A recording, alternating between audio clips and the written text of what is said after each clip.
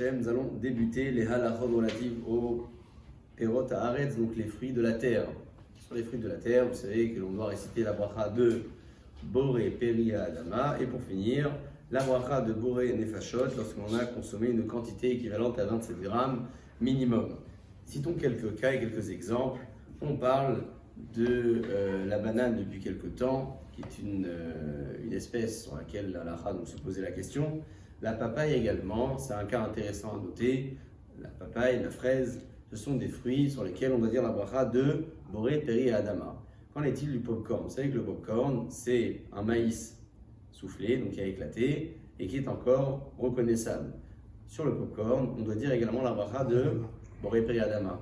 Le bamba, quant à lui, était au cœur d'une très très grande divergence. Beaucoup disaient que c'était Adama, d'autres Sheakol.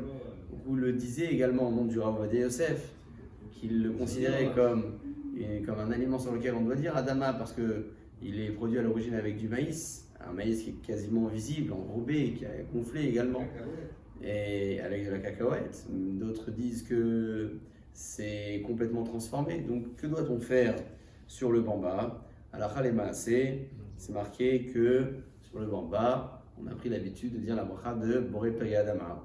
Et il ramène ici qu'il a. Non, Maisonot, c'est sûr que non. Maisonot, c'est sûr que non. C'est ou Sheakol ou Adama.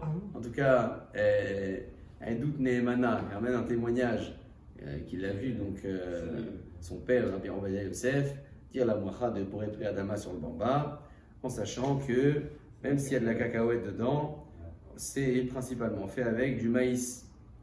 Et donc, pour cette raison-là, on considère que le fruit, la matière première est toujours présente, est toujours apparente, donc on va dire la bracha de Boré Peri Adama. Un dernier cas pour la route, le cas du nougat. Le nougat est fait à base de blanc d'œuf, avec du sésame, du sucre, du miel. Si la majorité donc du gâteau, du nougat, est faite de miel, de sucre, bref, de tout ce qui peut lui donner son goût sucré, on dira la bracha de Sheakol. Si jamais la majorité du nougat est faite à base de sésame, et je crois que c'est le cas, c'est difficile de dire le contraire, on dira la bracha de Boré Peri Adama. C'est ce qu'on a l'habitude de faire avant de manger un morceau de nougat ou cream tea.